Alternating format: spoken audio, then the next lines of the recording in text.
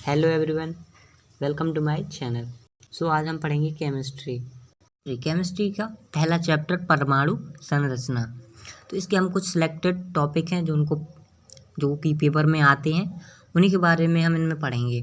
जैसे कि पहला है रदरफोर्ड का नाभिकीय सिद्धांत, परमाणु के प्रारंभिक मॉडल, हाइजेनबर्ग का अनिश्चितता का सिद्धांत, श्रोडिंगर तरंग समीकरण, क्वांटम संख्याएं, पाउली का अपवर्जन नियम, हुंड का अधिकतम बहुलकता का नियम, आप-बाहु का नियम, समस्थानिक, समभारिक, समन्यूट्रॉनिक, समइलेक्ट्रॉनिक, ये सब।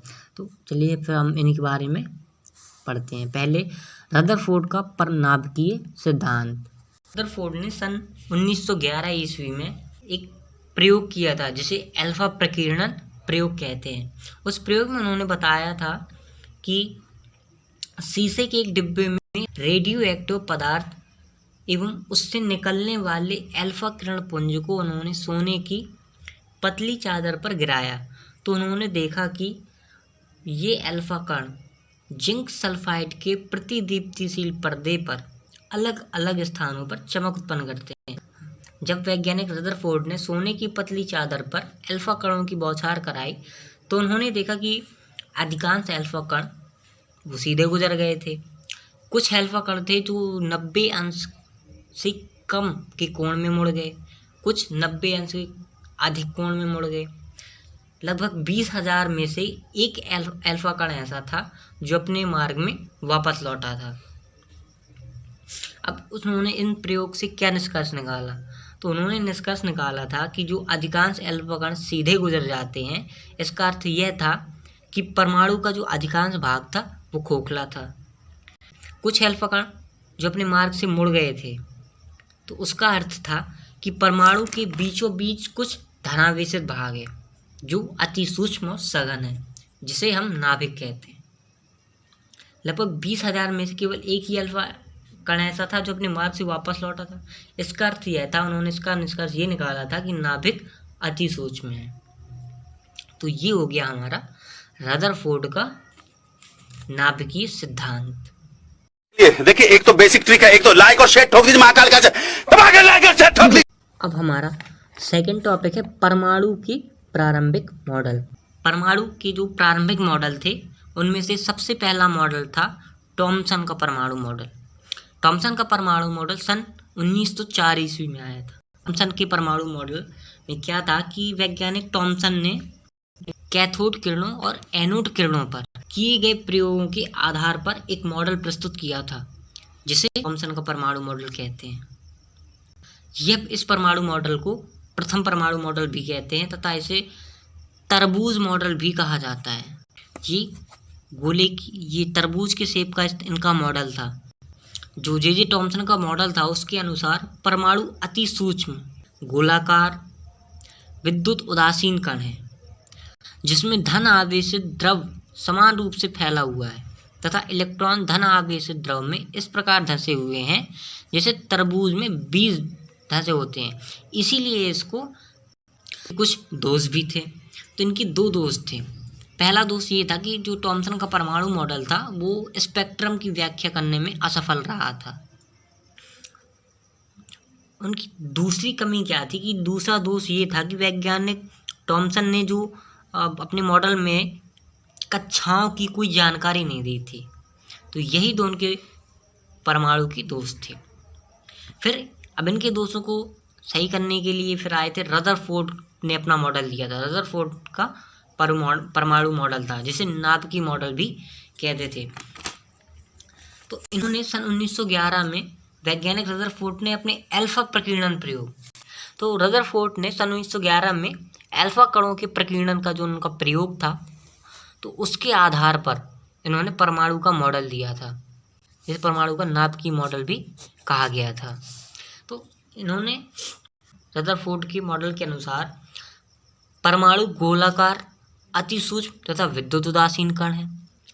परमाणु का समस्त धनावेश तथा लगभग समस्त द्रव्यमान उसके केंद्र में एक सूक्ष्म आयतन में निहित रहता है।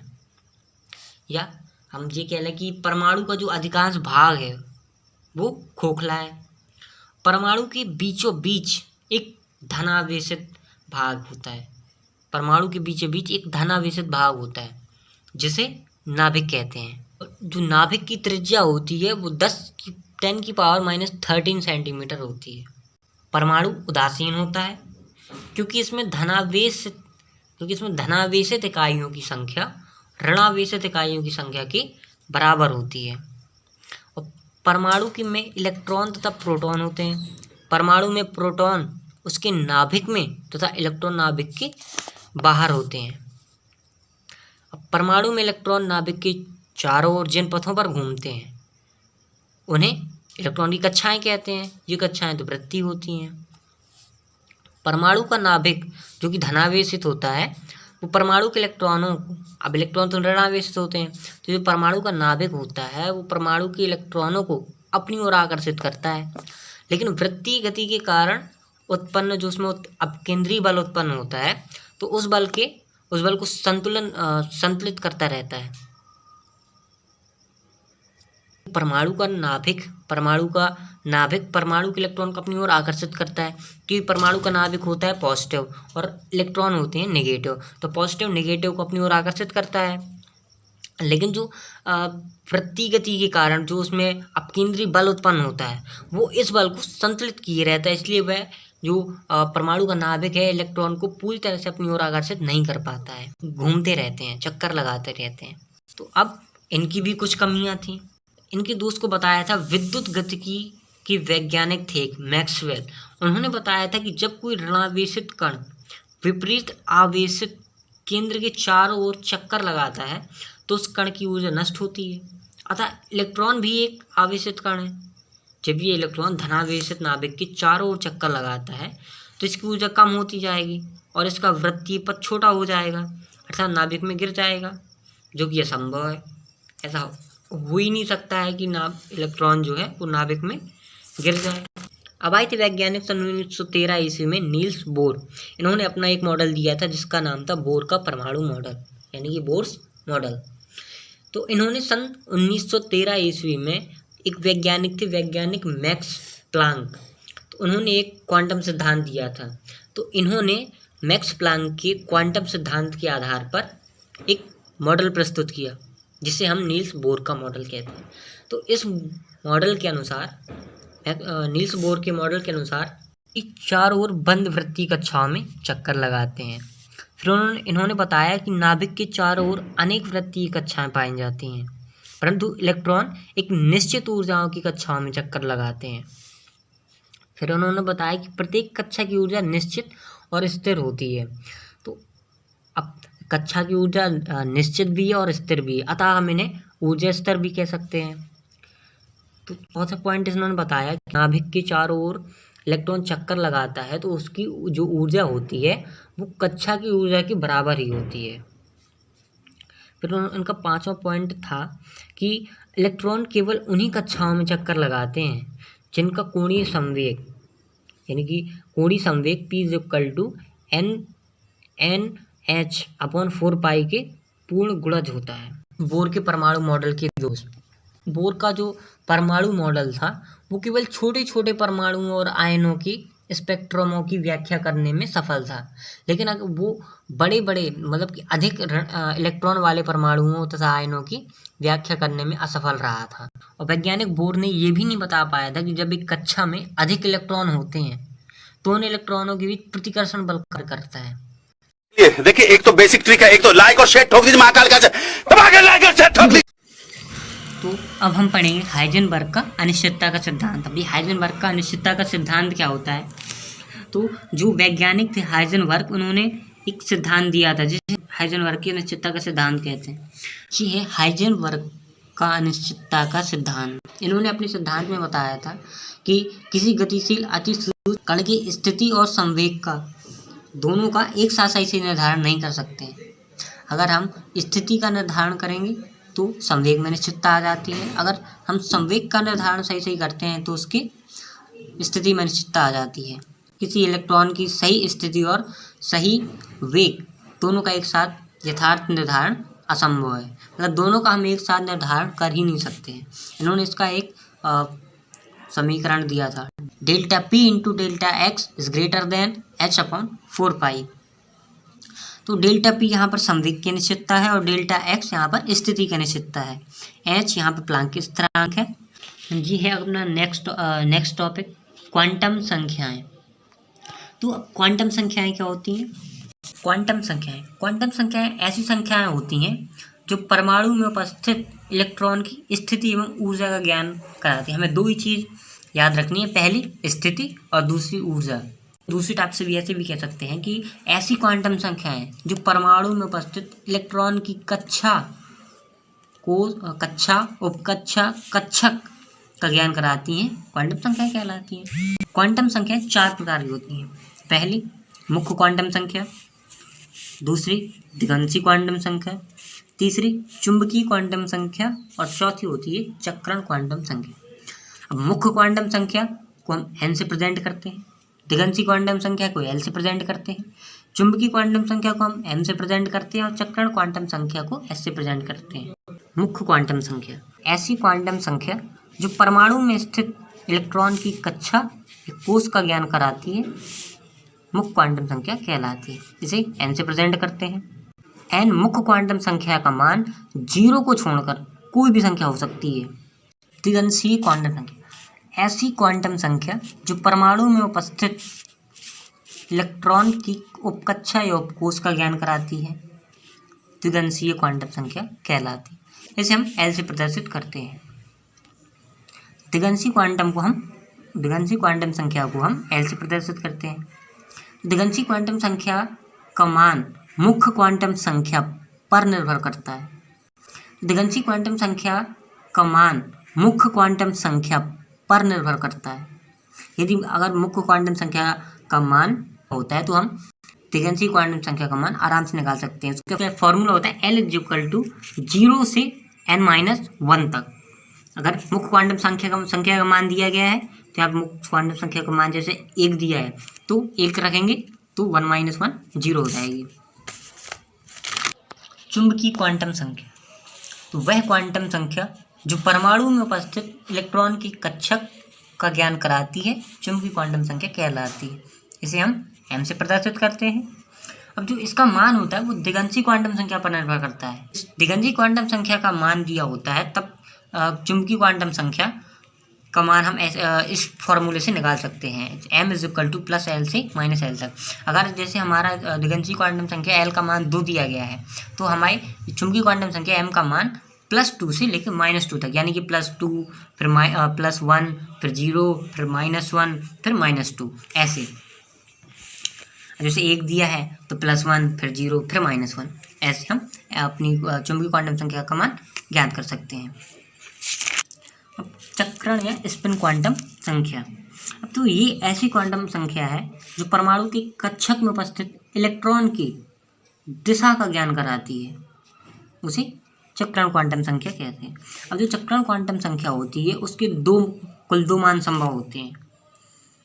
पहला, एक तो ऐसा हो सकता है कि वो ये तो दक्षिणावर्त होगा या तो वो वामावर्त होगा। अब दक्षिणावर्त होगा तो उसकी दक्षिणावर्त जो इलेक्ट्रॉन होता है उसके लिए मान होता है ऐसे बराबर +1/2, और जो वामावर्त होता है उसके लिए इलेक्ट्रॉन का मान होता है -1/2।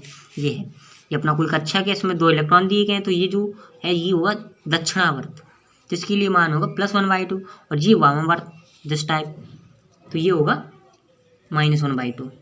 तो नेक्स्ट टॉपिक है पाउली का अपवर्जन नियम। तो पाउली ने अपने नियम में बताया था कि किसी भी परमाणु में सभी इलेक्ट्रॉन पूर्णतः सर्वसम नहीं हो सकते हैं, यानी कि किसी भी परमाणु में किन्हीं भी 2 इलेक्ट्रॉनों की चारों जो क्वांटम संख्याएं होती हैं उनका मान समान नहीं हो सकता। जैसे किसी परमाणु में 2 इलेक्ट्रॉन दिए गए हैं, जैसे कि हीलियम दिया गया है, इसमें 2 इलेक्ट्रॉन होते हैं, इसमें 1s2, तो ये कोई कक्षक है, इसमें 2 इलेक्ट्रॉन भर दिए गए। तो पहले हम देखेंगे प्रथम इलेक्ट्रॉन के लिए।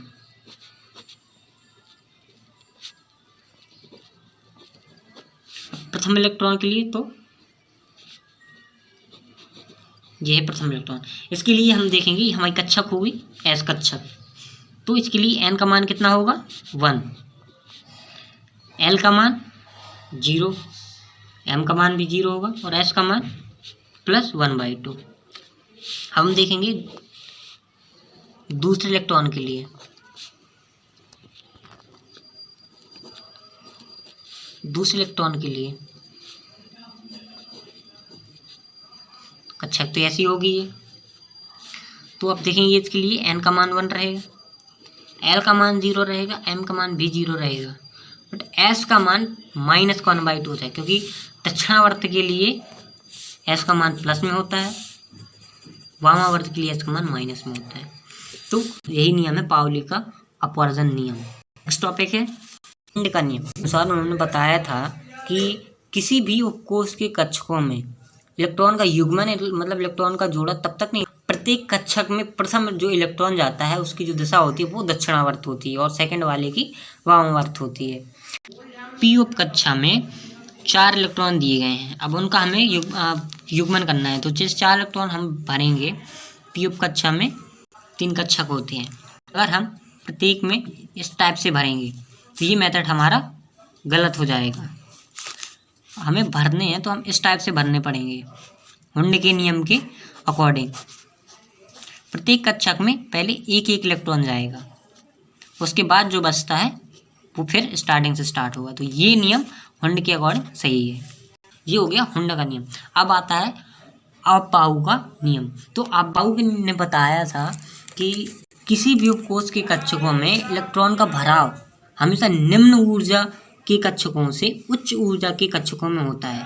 पहले उसका क्रम निम्न से ऊंचे, पहले छोटा फिर बड़ा फिर उससे बड़ा फिर उससे बड़ा। उन्होंने अपने नियम में बताया था कि किसी उपकोष के कक्षकों में इलेक्ट्रॉन का भराव निम्न ऊर्जा के रिक्त कक्षकों से उच्च ऊर्जा के रिक्त कक्षकों तक होता है। यदि विभिन्न कक्षकों को उनकी ऊर्जा के बढ़ते हुए क्रम में व्यवस्थित कर दिया जाता है तब अपाउ का ऊर्जा स्तर आरेख प्राप्त हो जाता है, जो कि ये है। पहले 1s2 फिर 2s2 फिर 2p फिर 3s में, पहले जिसमें इलेक्ट्रॉन इधर 1s में जाएगा, फिर यहाँ से होता हुआ 2s, फिर 2p फिर 3s, फिर ये फिर देन ये होता हुआ आगे चला जाता है।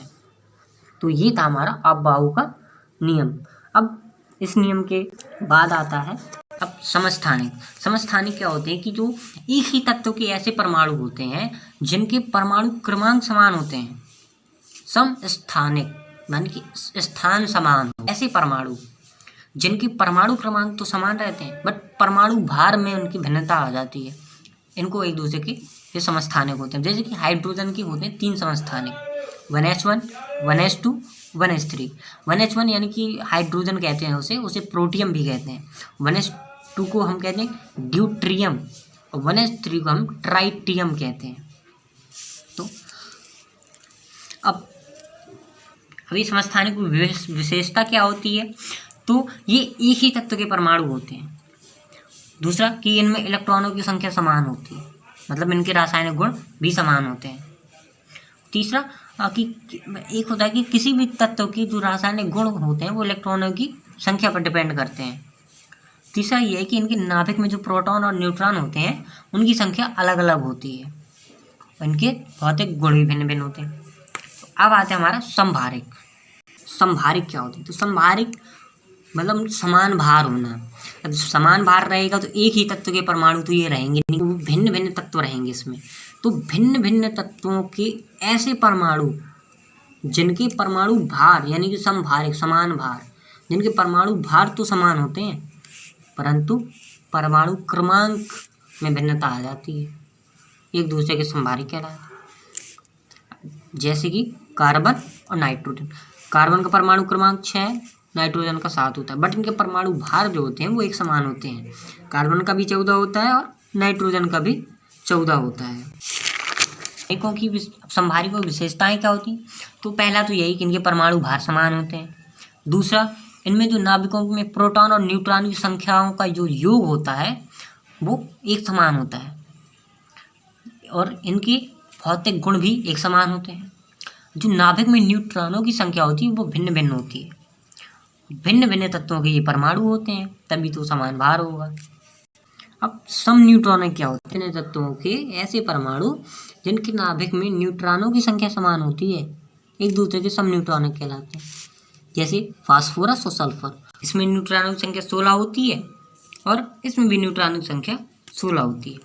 सब न्यूट्रॉनिकों की जो प्रमुख विशेषताएं क्या होती हैं, तो इनकी विशेषताएं ये होती हैं कि जो इसके नाभिक में न्यूट्रॉनों की संख्या होती है वो एक समान होती है। वो तो उसी से पता चलता है, सब न्यूट्रॉनिक से, नाम से।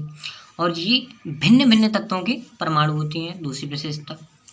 और इनमें जो इलेक्ट्रॉनों की संख्या होती है वो भी भिन्न भिन्न होती है, तो इनके रासायनिक गुण भी भिन्न भिन्न होंगे और फिर इनके भौतिक गुण भी भिन्न भिन्न होते हैं।